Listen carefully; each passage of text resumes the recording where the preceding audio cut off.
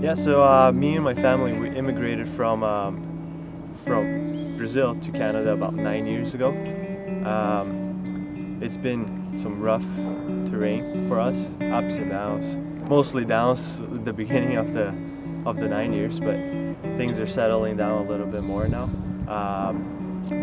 Stories such as my dad passing away, that's a huge one in the middle of it. Yeah, in 2010, just in June, the World Cup was happening. Huge event. My parents wanted to send me to Brazil so that I could watch the World Cup with my friends there.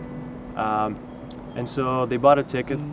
We were able to afford to send me out. I go and I'm with my uncles, my friends. It was such an awesome time. About 3 days later actually, my dad FaceTimes me on the computer and we're talking. He's asking me how I am. Doesn't happen very often that we Skype, FaceTime, whatever that was. The day afterwards, I was upstairs on my friend's house and the games were happening. One of my friends was still in school, he was still coming back. And then his mom came in and said that my sister was on FaceTime and she did not look happy whatsoever. So I go down the stairs, go to the computer, start talking to my sister, and you could just tell that something is absolutely wrong. She goes straight to the point, and she says that, Dad, he just died. I don't know any other stories or any other examples, but time just froze. Time was not existent for me at that exact moment. So after I get those shocking news, unreal. I decided to come back. It was one of the saddest. It's about 3 months that it lasts. It's 3 months of living hell, actually. Lots of people were encouraging. That was the amazing part. Lots of people encouraging and taking care of us. Even now, knowing after a few years have passed, my mom has told me that someday she was wishing that things could end for her. My sister was in a really bad position as well, almost the same thoughts.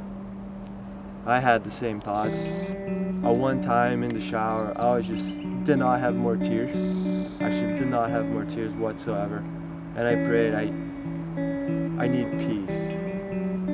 I do not have peace. I haven't had peace for 3 months. I need peace. And that was the moment that things turned out for me. Because in my weakest, I felt my strongest. And that was the turning point for me. And that's what my life is based on right now, that specific moment. Right after that happened, questions in my mind were popping up like, will he be in heaven? Will I see him in heaven? Except by saying that, I'm assuming that I'm already in. And my whole perspective changed because I no longer asked that question, but rather I asked, will I be there to see him? And that was the turning point for me to the idea that, I gotta take seriously what I believe in. And that's why is driving me to this moment, because I really believe what I believe in. I want to see him again. I want to share him lots of things that I do. My work, my hobbies, this and that. It's like, hey, look what I've done. This is awesome. But I can't do that right now. Except I have peace. I miss him. Absolutely, I miss him. But I have hope. And that's the beauty of it.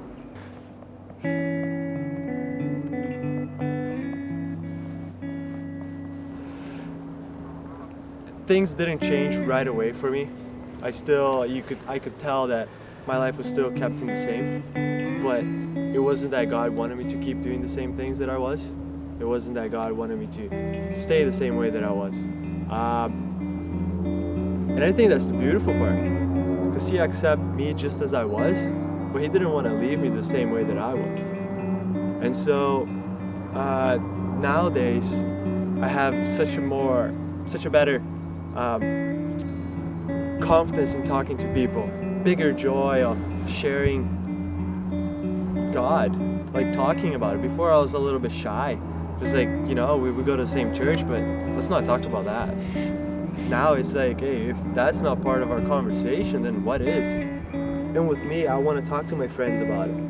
I want to involve myself with the surroundings that I see good in. Like I want to care for my friends, talk about God with them, share about the hope that I have, and not be content with the world that we're in. This is not fun at all. I look for something better after this.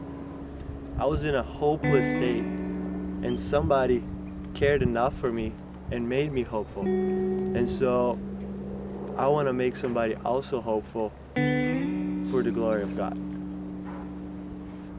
My name is Renan, and this is my story.